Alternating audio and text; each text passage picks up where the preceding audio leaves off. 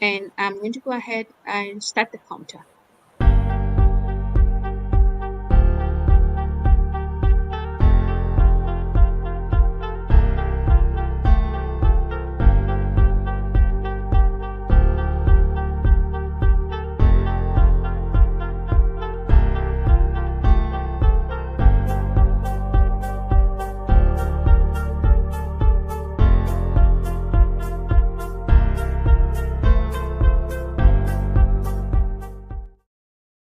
Alrighty, we are now live. Good evening, everyone. Good morning. Good afternoon. Depending on where you're watching from. My name is Lillian Ngala. I am your host today. I host weekly mentorship sessions here on LinkedIn on growth and development across board. Doesn't match any specific industry, so it is not industry specific. We do discuss everything and anything. And I have subject matter experts joining on the weekly to teach on different mentorship topics. I am a strategic supply chain leader and growth mentor. Today I'm showing up as the growth mentor. This week I am joined by our guest mentor. Her name is Shamalin Sijoni John. Good evening, Shamalin. Good evening. Thank you for having me. Thank you so much for giving us of your time. I know we have about a 7 hour difference, and Yes, I'm grateful. Thank you. Thank you so much for making the time. Alrighty. So today, Shamalin is going to be mentoring us on mastering networking techniques. And I'm going to introduce Shamalin to us, our guest mentor for the week. So our guest today is Shamalin Sidoni John, a seasoned global brand strategist with a proven track record of transforming executive careers. As a TEDx speaker and corporate leadership trainer, Shamalin specializes in empowering CMOs and building influential leadership teams. With her signature methodology, the influential executive blueprint, Shamalin has helped countless leaders elevate their personal brands, attract top talent, and drive corporate growth. Join us as Shamalin shares insights on mastering networking techniques. This is Shamalin. Thank you so much, Shamalin, for joining us. it's really good to be here, and in keeping with the theme, networking. That's why we're here, right? Online networking. Yeah, it is. It is. That's how you and I met. We've actually never met in person. We've totally done everything online. And that's the beauty of technology and using online. You understand, and platforms like LinkedIn, where you get to connect with like-minded professionals like yourself who share the same vision and build a strategic and intentional network to help you from each other, I would say, promote your mission. Thank you. Thank you so much for the introduction, Shamalin. So we have learning objectives for today's mentorship session. Just give me one moment, please. My child is about to start screaming. One moment. So you're breaking up. So the last part, I got what you said about the learning objectives, but I didn't get the rest of it. Sorry. Apologies for that. Can you hear me now? I can hear you now. Yes. Perfect. Perfect. So I was saying we have learning objectives for today's session, and our learning objectives are structured around expanding and leveraging a network. Can you still hear me? Just to confirm one more time. Yes, I can hear you now.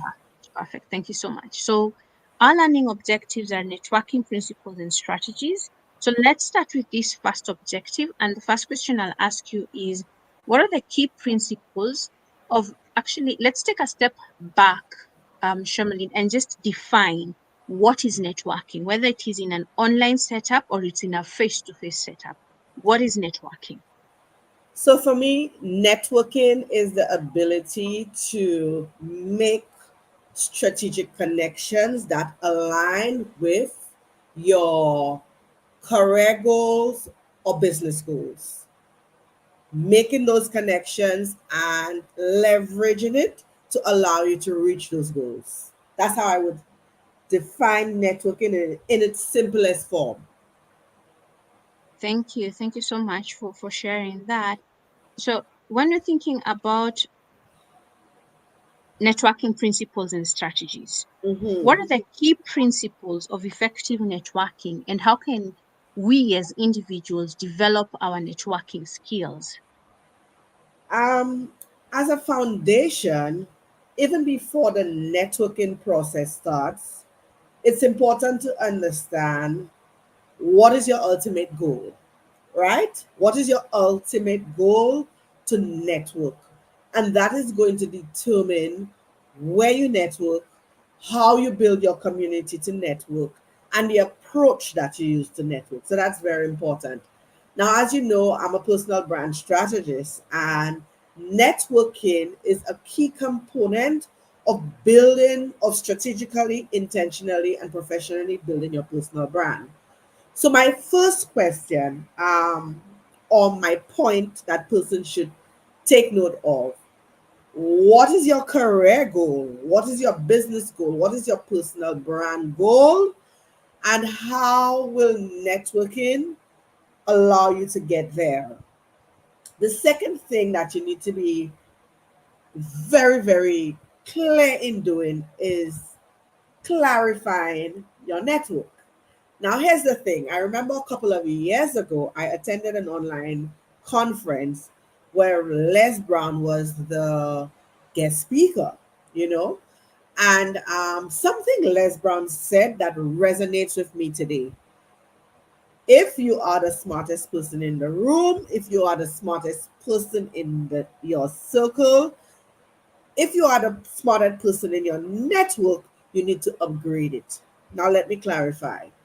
So, typically our network may comprise of family, friends, co-workers, community members, politicians, etc., influencers.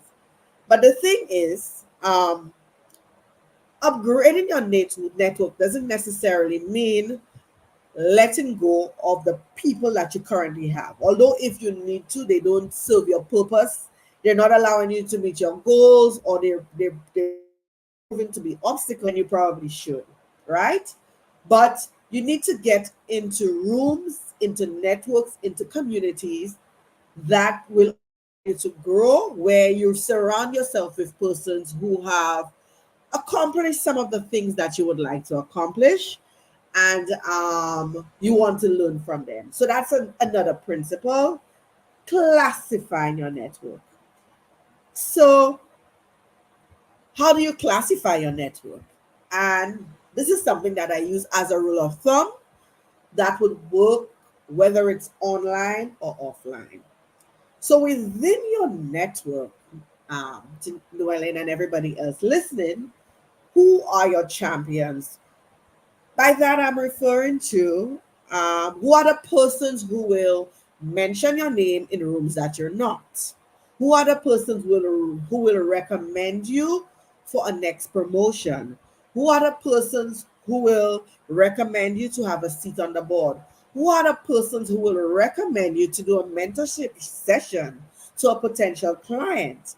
Create, clarify your network based on who will champion you. Another way to clarify your network are trying to decide who will collaborate with you. We are in a collaboration, right? A wonderful collaboration whereby, I get exposed to your audience and I get to provide your audience mentorship.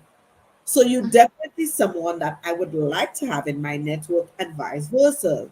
Who are the people you could collaborate with that will allow you to meet that goal that I spoke about earlier on? Another way of classifying your network, speaking about who your potential clients are. And when we're speaking about clients, I'm talking about people hiring you could be your client because you're offering a service, and people buying things from you can also be a client. So I want you to shift your perspective on how you see clients. So if you know you are a 9 to 5er, your clients, yeah, is your employer. You could classify your employer as your client because you're doing a service and they're paying you for it. Or if you're a business owner, who are the potential clients that you need to have in your network. So when you start to show up, it allows you to meet your revenue goal or your goal to becoming promoted, because that's part of your current strategy. Who are your clients?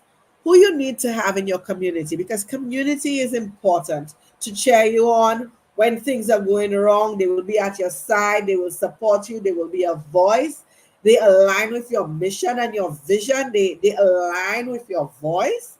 Who do you have in your community? And last but not least, um, I like to call them celebrities, influencers, if you like. Who are the influencers that align with the goals that you want to reach? Do you want to reach? And when I'm speaking about influencers, I'm not just talking about those persons who are lifestyle influencers or bloggers, persons who have accomplished the things that we want to, those goals that we've set, and they do it in a way where they're visible. We need to have them in our network as well, because we could continue to learn from them and also leverage the audience. So we also need to clarify our network as a starting point. Does that make sense? All right. Yes, yes, it does. It does. So also clarifying, being sure on who, which is that you want to be in your network. So Yes. as you think about it, moving on to the next question, eh? And just wondering, sometimes where do we draw the divide between reaching out to network with someone for the sake of it to increase your connections, your followers, impressions, and that becomes transactional networking, in my Yes. opinion. So Yes. how do we shift from transactional networking that's just supposed to push numbers to Uh-huh. actually building meaningful and long-term relationships? And in the online world, that will happen by, let's look at LinkedIn, for example.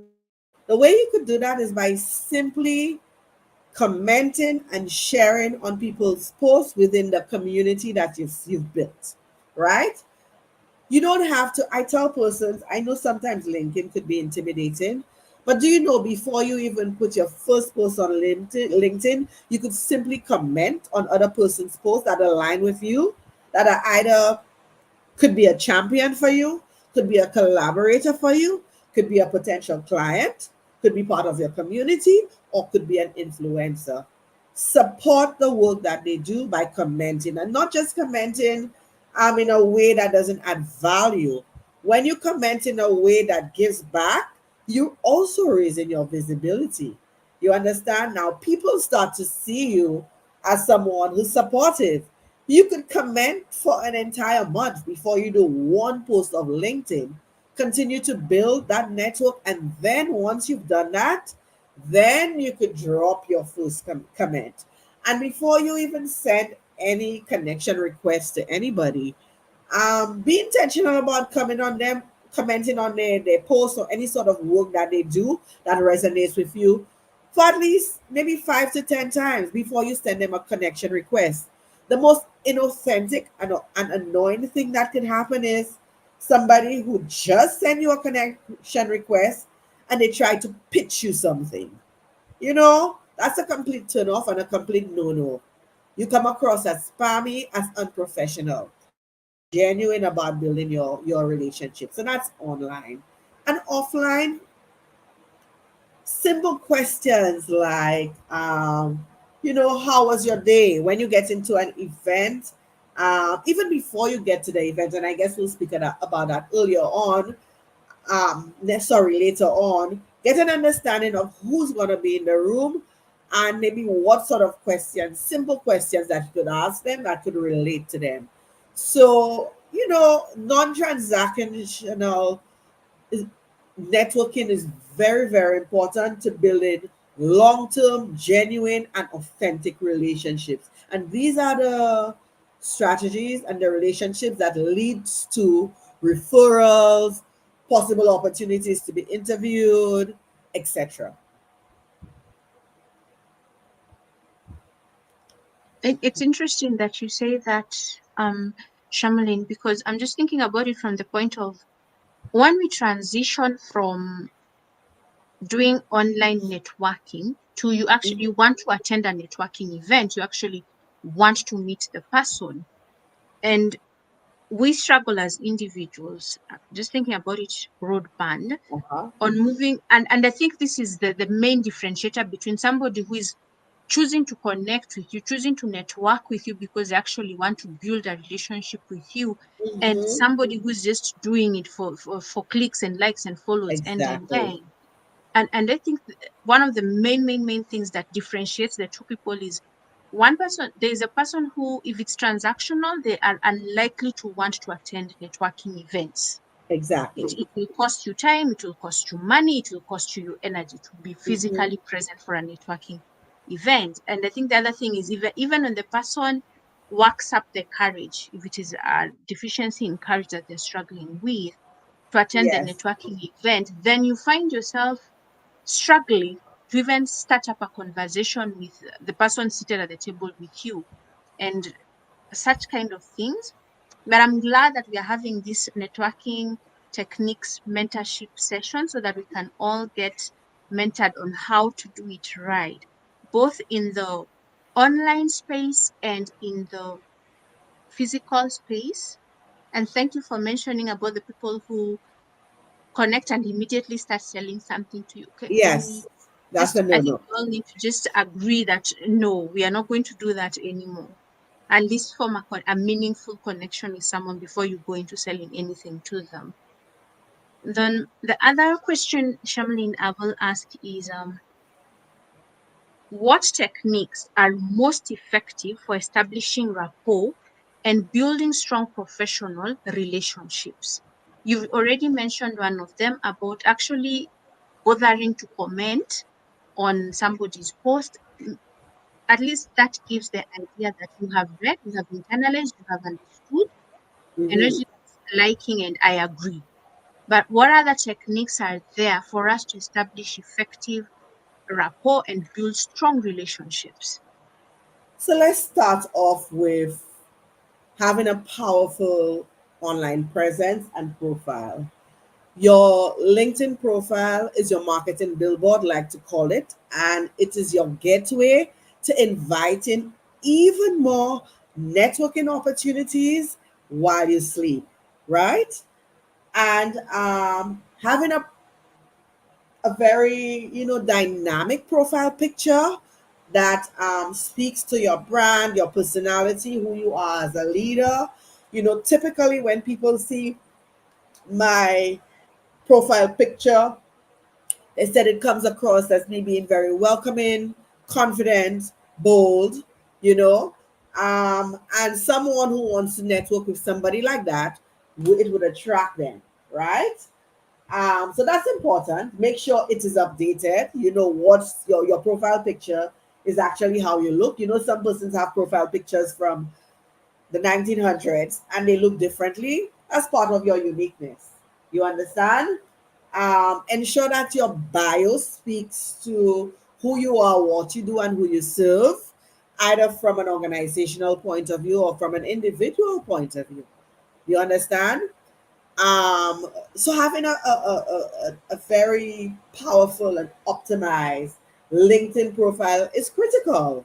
Another thing that could be effective in establishing rapport, I would say, when you get into settings, either online or offline, when people ask you, what do you do? You need to be able to explain with extraordinary confidence, but in a very simplified fashion, what do you do? You understand? As a basic requirement. That's very important. The other thing is your ability to identify synergies, common grounds between you and individuals to start off or kick off a conversation. So sometimes even before, if I'm following somebody for a while, I would look for something that resonates with me in their profile. I would probably go for the experience section. I would even go through their recommendations. That's something I learned from somebody. Go for their recommendations. What are people saying about them? And use that as a conversation starter. Hi, Jackie. Um, you know, happy to connect. I love the fact that whosoever it is, X person said this about you. This really resonates with me because I myself love, empowering people and so on. Right away, you establish a connection. That has been one of my most powerful ways of building a network. When I take something from someone's recommendation and I leverage it to start a conversation, having already been commenting on their profile and so on online. When that individual maybe do a post or something to that effect. So that's a very effective way of establishing some sort of rapport. That ability to build small talk in person as well. You need to be able to have those small talks. You understand? What could you use to have somebody look at you? You understand? And have a conversation with you. Pay attention to nonverbal cues, right? Maintain eye contact. That's very important. If you're somebody who knows that you have a wonderful and captivating smile, like I know, that is one of my core strengths. So when I walk into a room, you better believe I'm 5'2", by the way. You understand? And I am what you would normally call, small. So when I go into a room, naturally I light it up because of my personality, but it's good to leverage things that would boost your confidence. My smile, you understand that normally gravitate persons towards you. So what is something you could do to establish rapport and build, a strong relationship? Another thing is intentional listening in the online world as well as offline. What are some of the contacts, persons that you want to network with? What are they saying online? What are they speaking about? What are they passionate about? And how could you use it to leverage conversations with them and in person as well? You understand? What could you use to build that relationship based on what that individual is doing, is talking about? Are they in the news? Are they passionate about something? Leverage these things. Thank you. Thank you for sharing that, Shamlin. So after we've done all these things, how do we maintain and nurture these relationships over time, even if we don't interact frequently? More so, like on LinkedIn, you can talk to someone today, and then the next time you're talking to them is in a week or even a month, but you still want to maintain the relationship. How do we do this? So maintain the relationship by one, after you've had several interactions with those individuals, you could take the bold step and invite them to come on a call. Just have a chat. You understand? Because you like something about what they're doing, you want to learn something from them, send them a DM and let them know that you would love to have a chat with them based on X, Y, and Z. What are their best times? And that's perfectly fine. you know I think it's important to have a networking checklist. So after you've established some sort of contact, within the next 24 to 48 hours, you could send up a follow-up message. It was amazing meeting you, it was amazing speaking to you. Let's continue to support each other on the platform. Let's continue to speak. As discussed, here are the ways I think that we align with each other. And what are the next steps? Send them a message. If they're not on LinkedIn as yet and you're at an in-person event, ask them if they're on LinkedIn or whichever platform that they're on, and send them a connection request. You understand? We spoke about booking a one-on-one. You could start a database of networking connections that you periodically follow up with. That's very important. In maybe through the conversation they spoke about their birthdays. Add that to your calendar. If it's somebody that you realize was very passionate about speaking about their birthday, so if it's coming up, you could wish them happy birthday. These little things make a difference. They really, really, really do make a difference. So these are ways in which you could continue to nurture it.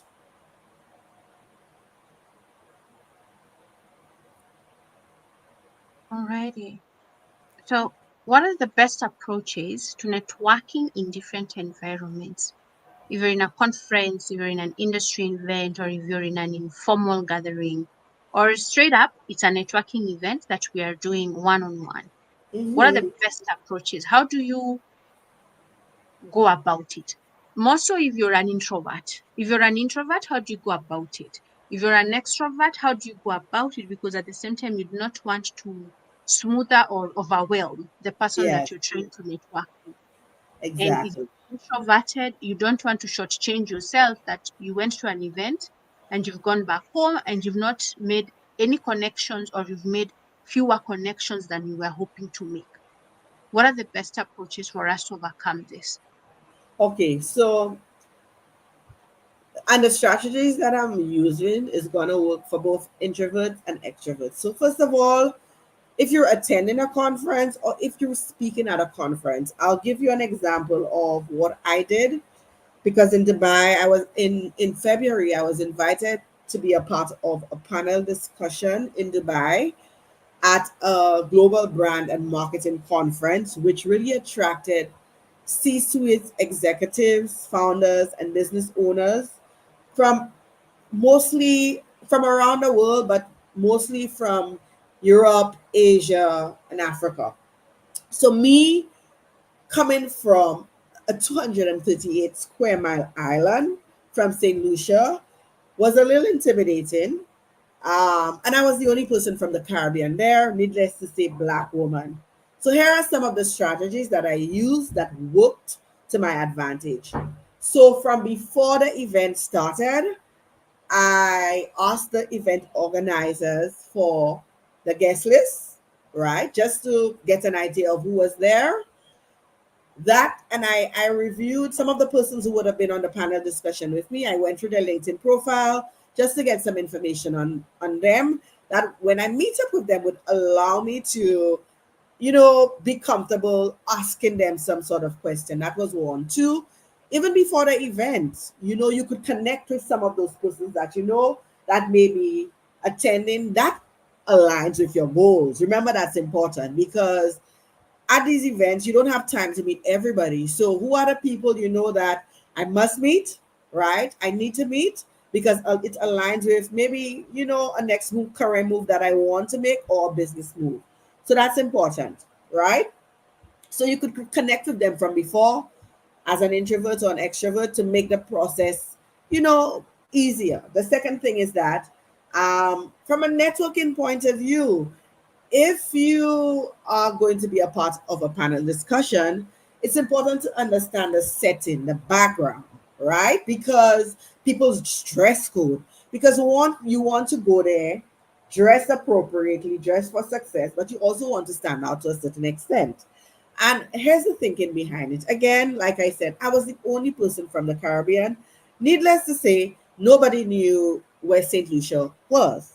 So what I did, I realized that generally persons at the event, they were, very formal, traditional colors, blue, black, um, you know, these are the colors that they use. Now, my brand colors align with my personality and I love yellow. So I decided, you know what? Based on the setting and based on the background that they're going to be using for the panel discussion, I'm wearing yellow. It's another opportunity to boost your networking and help you stand out. Why? Because people, when you're on the panel and you're the only person dressed in yellow, you're going to stand out. People are going to want to find out what's the rationale behind you dressing in yellow. It's also a conversation starter. And funny thing is that while having the panel discussion, this is something that I was asked, and I had to explain the psychology and the strategy behind using brand colors. So, wearing something that you're comfortable with, that makes you feel confident, that makes you stand out, that will help initiate conversations, it's a very, very, very important strategy when you're attending conferences, when you're attending events, when you're attending informal gatherings. Listening is important. When you go into the room, listen, you walk in with confidence, right? You listen to what's happening, maybe from before. You start to look for a corner that you're comfortable with, maybe to get a drink, or persons that maybe you would have reached out to beforehand, see if they're in the room. You go to them, introduce yourself, in person, and start the conversation going. So there are so many strategies that you can use, but you need to be ready to have a strong elevator pitch because you will be introducing and reintroducing yourself. You need to master the art of small talk. So you need to practice engaging in live conversations on a variety of topics, research trends before, find a common ground. You know what topics that they will be addressing at those events. Get your information. Fun fact, at one of those events that I was supposed to be a panel discussion, the moderator, something happened and there was an emergency and they asked me to step in to do the moderating. Now, if you're used to doing public speaking, moderating an event is different to being part of the panel discussion.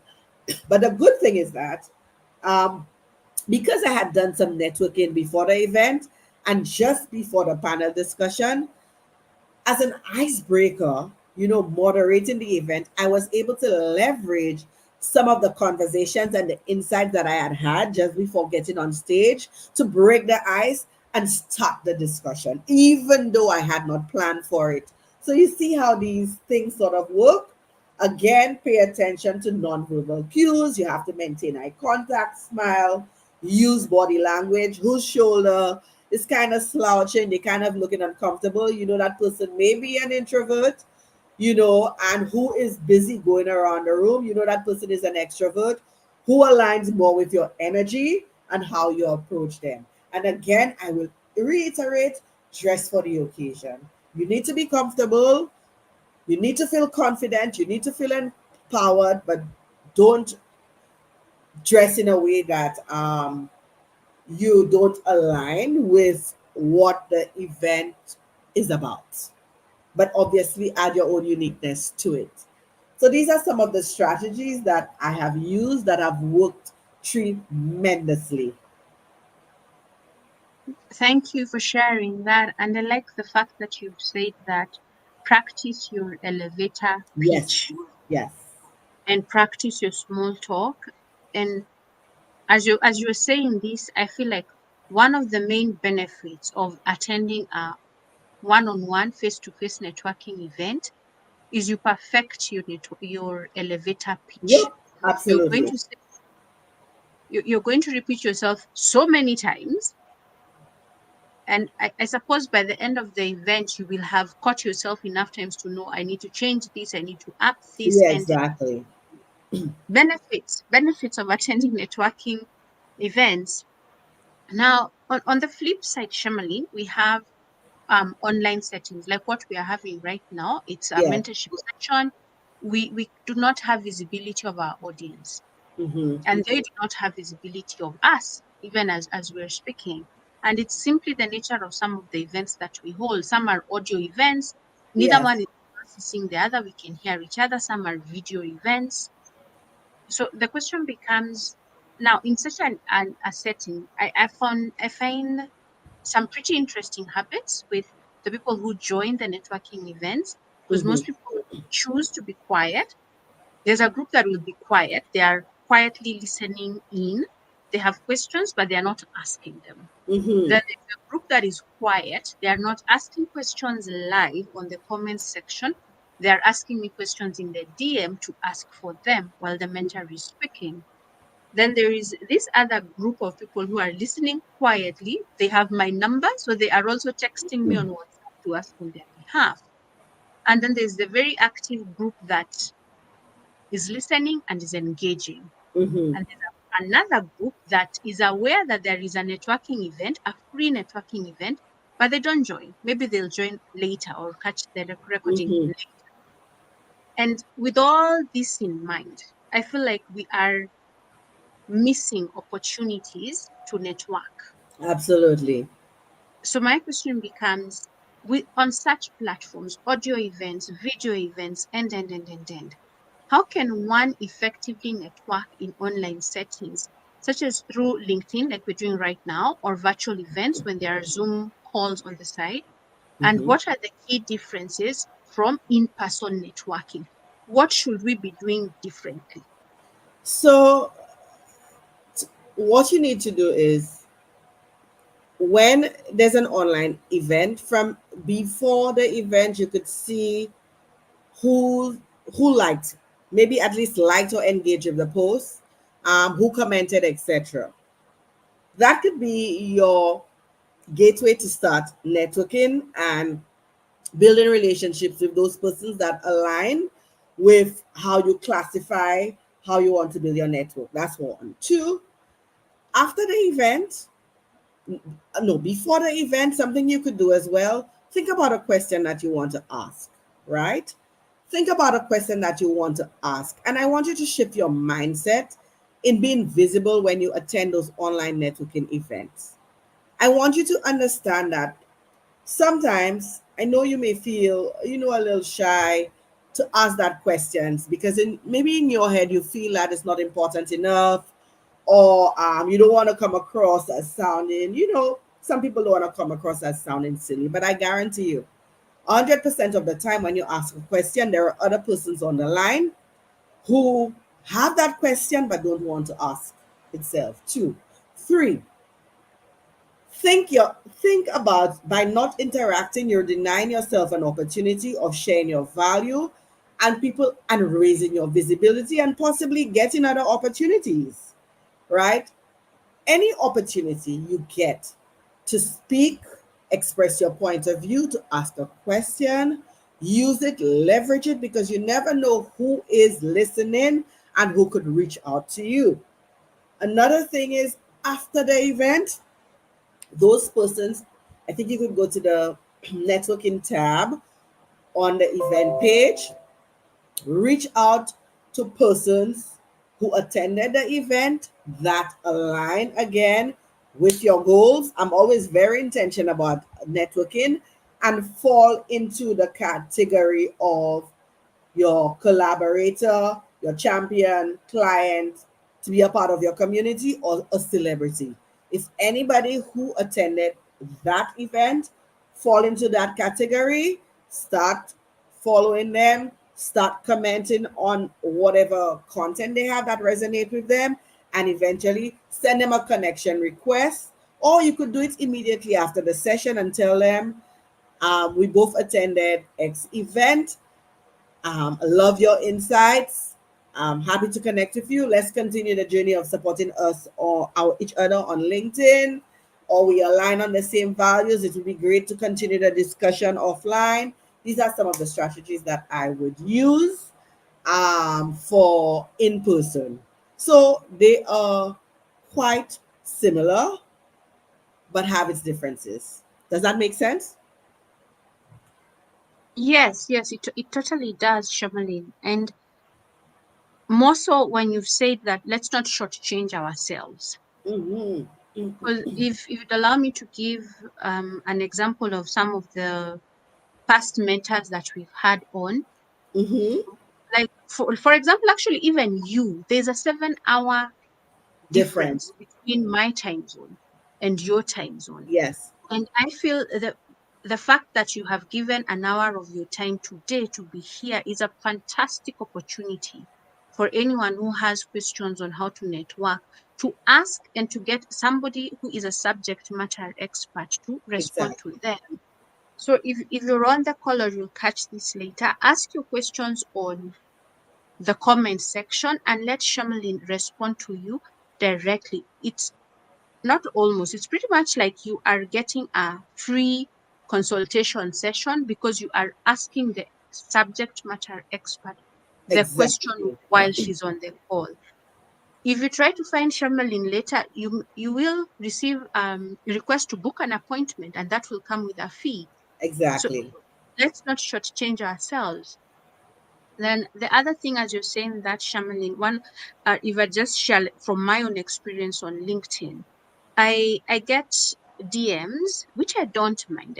I understand it's part of the human experience, Mm-hmm. where there are people who are requesting for mentorship from me. There are people who are requesting for connections with individuals. There are people who are requesting for connection with jobs. If I hear of anything, I should let them know. There's Mm-hmm. and Shamalin, keep me honest with your own experiences, is the number of requests that are coming through are greater than the number of, how do you say, opportunities that I could potentially have to do. And these events, online events like this, are the best platform that you can use to come and advocate for yourself. If you have Shamalin on the call and you ask a question, Shamalin will remember So the your name. last part of what you're saying, I'm not hearing at all. So if I have to respond, it's a bit difficult. The last Oh, part of what sorry. yes, that's Sorry, better. sorry. Yeah.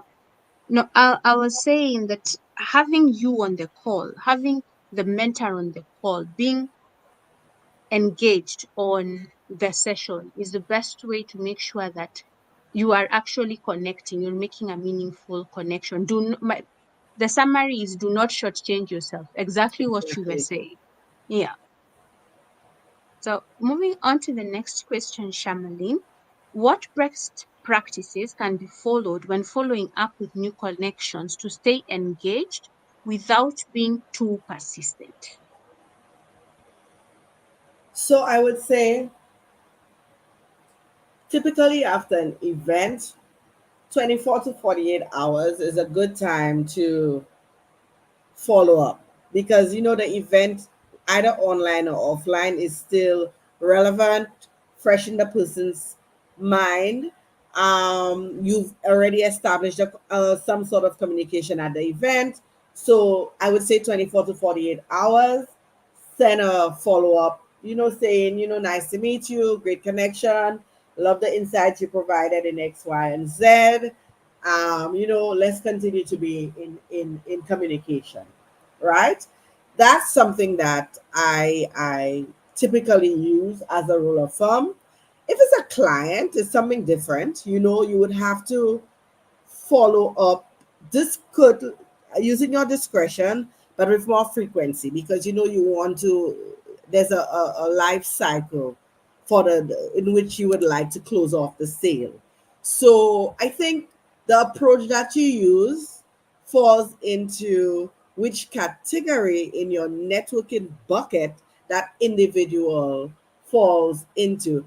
If it's someone that you want to collaborate with, you understand, you would need to reach out to them every couple of days. Make a couple of days pass, give them a break, follow up. So it's at your discretion, but you honestly don't want to come across as being too spammy. I can't say there's a rule of thumb as such, but you certainly have to use your discretion. Every day messaging somebody for something that you want. If they're not responding, they're probably not seeing the message, you're not interested. So sometimes you have to know when you need to back down.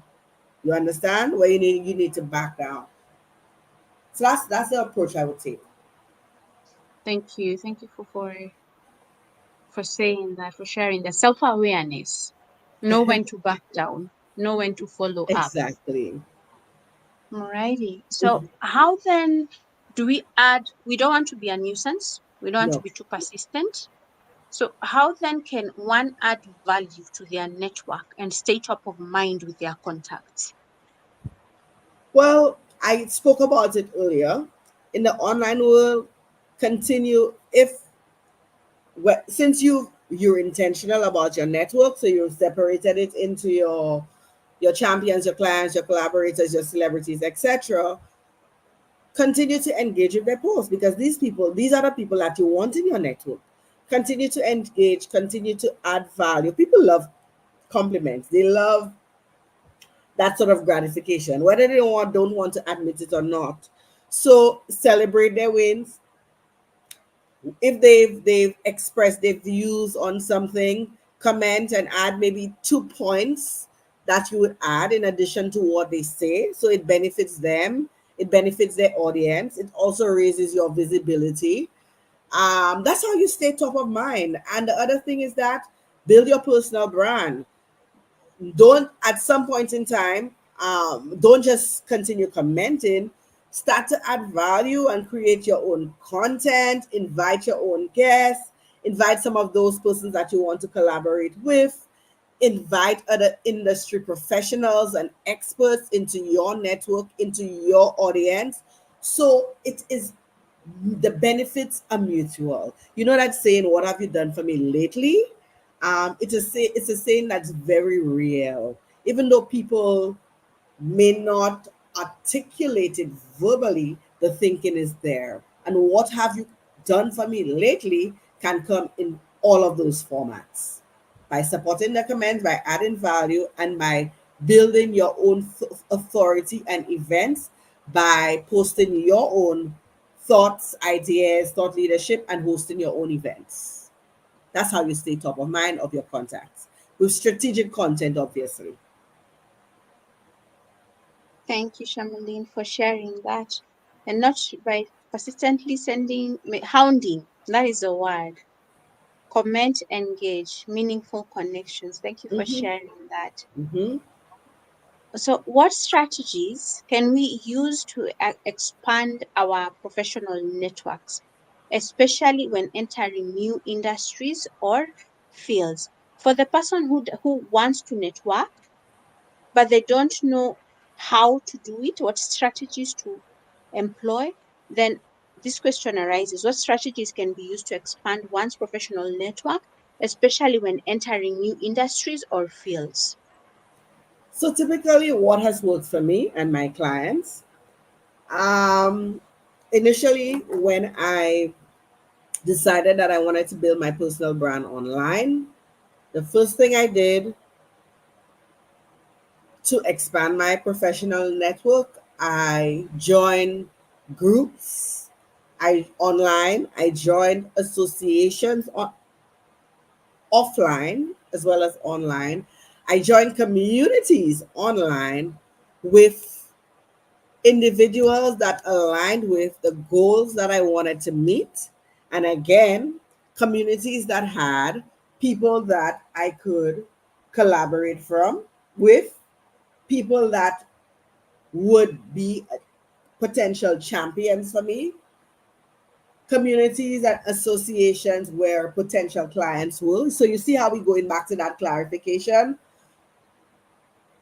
Areas and groups where I know there's a strong sense of community, because that's a big thing for me, and areas where my dream influencers or celebrities or mentors will, right? So by doing that, I am expanding my professional network. And because I was entering the online world, it was a new field for me. I was familiar with it, but like from a personal journey point of view. So you find that I'm in a lot of marketing, branding, communication, and PR groups, communities, online as well as offline. And that's how I have built such an amazing network of professionals from around the world. The other thing I did do, I created my own community. So what I did, I knew the type of people I wanted in my audience. I created my own ecosystem. So I created this private Facebook community. And in from the strategies that I implemented, in less than 2 weeks, I had over 3,000 professional women in leadership from around the world. So that's another strategy that I created, because now I could use it as a playing field for me to show up as an authority by teaching them everything that I have learned about personal branding for career success and owning your career.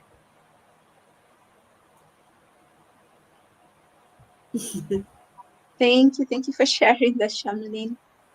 Yes. How can how can individuals leverage their network for career growth, mentorship, and collaboration opportunities?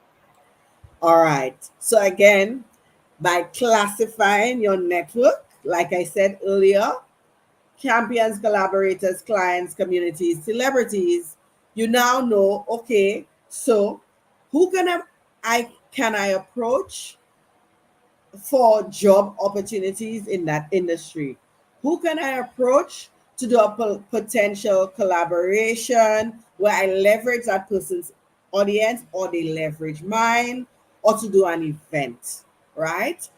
This is how you leverage your community or your network for career growth, for mentorship, and for collaboration within the organizations that you work.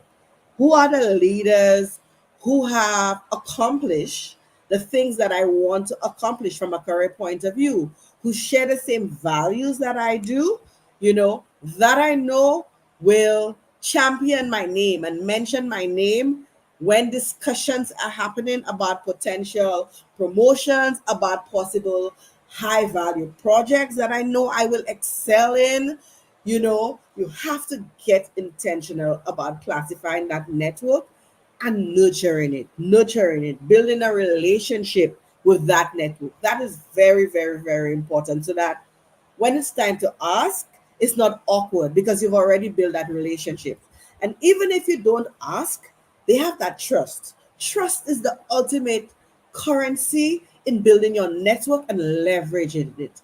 If you're able to establish yourself as a go-to authority, as an individual, a professional or a leader who's high achieving, it becomes easy for persons to want to mentor you, easy for persons to want to sponsor you, easy for persons to want to become your ally. So that is why it is so important to build and leverage a network that works for you and aligns with your career goals, your personal branding goals, or your business goals. At the end of the day, to say your network is your network. That's very important. But it's not also who you know, it's who knows you and is willing to advocate for you. Very, very true. I find it so interesting, Shamalin, because in under 1 week, but I've had two people who are very good at networking. You and Lillian Ngala said the exact same thing. It's not Wow. about who you know, it's about who knows you. Yep. And you've even added on and who can advocate for you. Correct. I like how you've added it's profound. Because the Great minds thing think alike. is, yes, the thing is, your personal brand, the definition of your personal brand is what other people say about you when you're not in the room, right? Yeah. When you're Yeah. not in the room, what they're saying about you when you're not there. So, what are the sort of conversations that happen about you when you're not in the room? Are you going to get promoted? Are you going to get fired? Are you going to get laid off? Are you going to be given a seat on the board? Are people going to invest in your business? These are all conversations that happen about you when you're not in the room.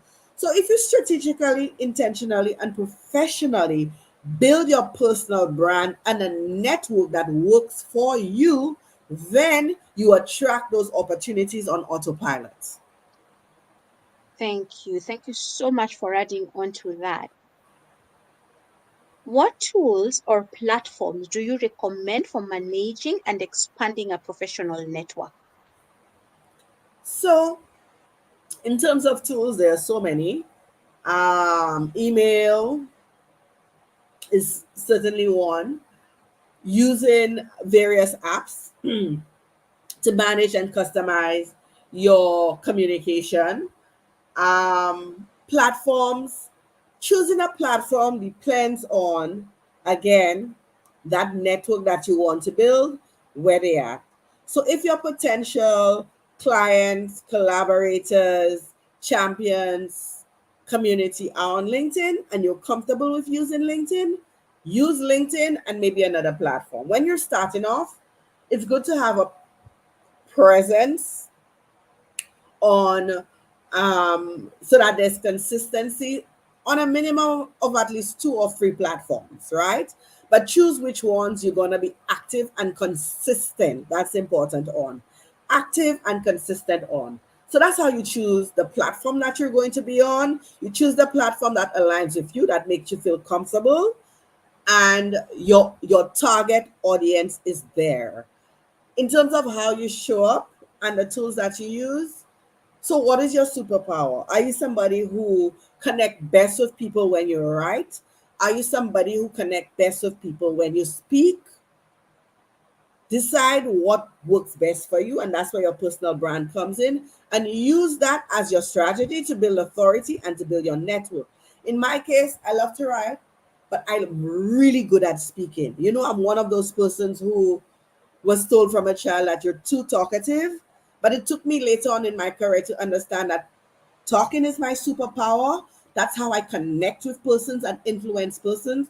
So I will always choose speaking and video over writing, even though I am good at both, because I know it's a sure way of influencing people into taking the desired action that I would like. So I'm going to repeat that. There are many tools that you could use that could work for you. Google networking tools, and with the advent of AI as well, ChatGPT, you could also use that to help you network, to give you advice on network. Platform, to choose the platform that you're comfortable with. You know you'll show up there the best, and your target audience is there. That 5 C's that I broke down for you, if they're there, use that target audience. Starting off, you must be consistent across your the platform that you use. Choose at least three. Be consistent with at least one or two, right? That's important. And show up using the best way that you know you could influence people to take action and to gravitate towards you. If it's speaking, use speaking. If it's writing, use writing. And that's what I would recommend. Mhm. Thank you, Shamalin. Thank you. How can individuals continuously improve their networking techniques and adapt to changing environments? Come on, LinkedIn events like these. Mastering networking techniques where you get free mentorship for free. Come on those events. Don't just attend because you're taking time out to be there at the event. Practice some of the things that you learn there. Practice it immediately after the event. Some of the takeaways that I've given are things that you could use right now. Once that event ends, you could use practice with people that you're close to. You know, if you know you're an introvert, have a game plan. What is my pre-event checklist? What is my post-event checklist? Just to manage my feelings, my emotions, because I know that I'm an introvert. And even as an extrovert, so you don't go overboard, have your pre-event checklist and your post-event checklist. That's how I would continuously improve and invest in personal development. Nobody could ever take away the knowledge that you have. Invest in personal development so you can expand the knowledge that you have, so that you could have conversations when you meaningful conversations you could contribute to when you attend events online as well as offline. Thank you. Thank you so much, Shamalin, for sharing this and sharing all the wisdom on how can we master networking techniques both in the virtual space and in the physical space. So thank you, Shamalin. Once again, we have come to the end of today's mentorship session. One And I hour just have, exact. 1 hour sorry? exact. Exact one Yes, hour. yes. Yes, trying to keep time. I'm also conscious of your health Yes, and the yes. flu, so I don't want to strain you. And I'm very, very grateful for the time that you have given us. Thank you so much. This has been an amazing session. Yeah, I wasn't 100%, but you know, when I commit to something, I like to do it, and I also work full time. So this would be Mm-hmm, my hour I take typically for my lunch. So mm-hmm. you know, I have to get back into work because I work full time as a global brand marketing leader. Oh wow, Shamalin, thank you. And I think you giving of this hour is very, very definitive and descriptive of what servant leadership looks like and Thank selfless you. leadership looks like, because you've given us of your lunch hour. You are speaking to us while you are actually recovering from the flu. I Yes. mean, thank you. Thank you Thank so you much. so much. Yes, this was an absolute amazing experience. I like the Mhm. fact that it was conversational, but most importantly, I really want to draw reference to what you said about, you know, the different types of persons that would send you questions via WhatsApp, not participate. Use these opportunities to raise your visibility, to ask questions, and to learn in person. Don't pass up on opportunities like that. True, very, very true. Thank you so much for just amplifying it for me. Yes. Were there Yes. any questions though? Just one moment, let me check in. No, no questions have come through during Mhm. the event on the comment section in LinkedIn. All those that have been asked have one way or another been asked by the questions that we've actually been addressing. Great. Yeah, so they have been addressed. I'm just working with the category of attendees who side chat. That sounds good. That sounds good. I'm Yeah, happy. thank you. Thank you so much, Shamalin. Do you have any parting remarks for us? Absolutely. So, Mm-hmm. parting remarks for persons who are on the, this call right now. So, like I said, when you're starting off, be very clear on what your networking goals are. That's very, very important. Remember the 5 C's to classifying your network. Who are your champions? Who are your collaborators? Who are your clients? Who you want in your community? And who are the celebrities that you could learn from? By celebrities, it could be a leader that you figure out it could be a mentor. They come under that sort of classification. And know what's your elevator pitch. If you, at the least, you cannot tell people who you are and what you do, you need to go back to the drawing board. And you need to be comfortable speaking about that even before you enter any sort of event, online or offline. Understand, what it is to have small talk. Dressed for success, to boost your confidence. Leverage something that you have, that could attract audience. Your smile, the way you look, the way you walk, leverage it. You understand? Pay attention to non-verbal cues. Ask about your guest list before. Send them meeting in requests from before, letting them know you will be at the event. Be intentional about attending events online and offline that align with the goals that you want to reach. Nurture those relationships. Don't be spammy, be professional.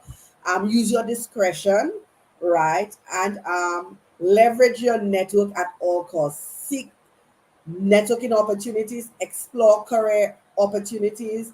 Advocacy and sponsorship is important. Collaborate on projects. Have your pre-networking checklist and post-networking checklist. Practice continuously. If you're an introvert, continue to enhance your skills for professional development. Take a risk on yourself, sorry, because it's not about who you know, but who knows you. That's my recap. Thank you. Thank you so much, Shamalin. You My you're part. welcome. Okay, thank you. I don't have parting remarks. Shamalin, you've covered it all and you've amplified it all. I'm very, very grateful. And with that, I will say have a good evening to our audience and have a good day to those of us who will be catching the recording after the live event. Bye, everyone. Bye everyone. How are y'all?